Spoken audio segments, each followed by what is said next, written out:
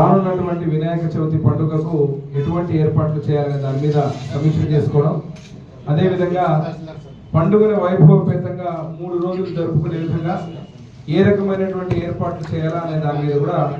ఈరోజు కమిటీ ఆధ్వర్యంలో అందరూ కూడా అధికారులకు దిశ నిర్దేశించడం జరిగింది.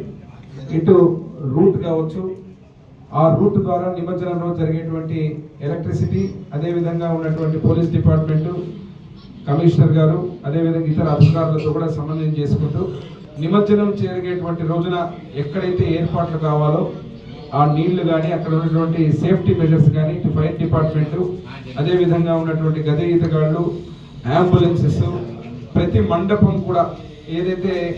శానిటేషన్తో పాటు సేఫ్టీ కూడా పండుగని బ్రహ్మాండంగా చేసుకునే విధంగా ఆ యొక్క ఏర్పాట్లకు సంబంధించినటువంటి అన్ని కూడా వివరాలు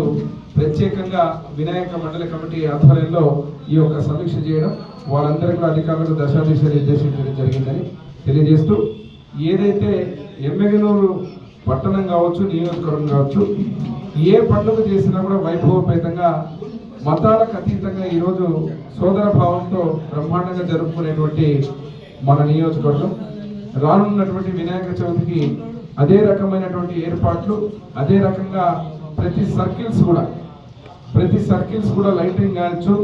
ఇతరత్ర ఏర్పాట్లు కావచ్చు, సోమప్ప సర్కిల్లో డయాస్తో పాటు అక్కడ ఉన్నటువంటి రూట్ కానీ, ఏదైతే ఆర్టీసీ బస్సుల యొక్క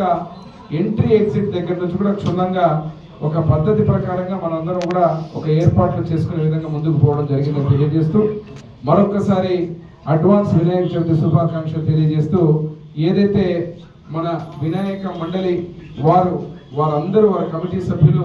ఇక్కడ ప్రెసిడెంట్ గారు శివశంకర్ గారు, మన శివకుమార్ గారు,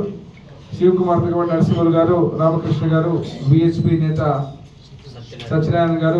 వీరి ఆధ్వర్యంలో జరిగినటువంటి ఈ యొక్క కార్యక్రమాలకు వాళ్ళు అడిగినటువంటి అన్ని కూడా ఏర్పాట్లు చేసి ఎక్కడ ఏ ఇబ్బంది కలగకుండా ఈ పండుగను ముందుగా జరపబోతున్నామో తెలియజేస్తున్నాం.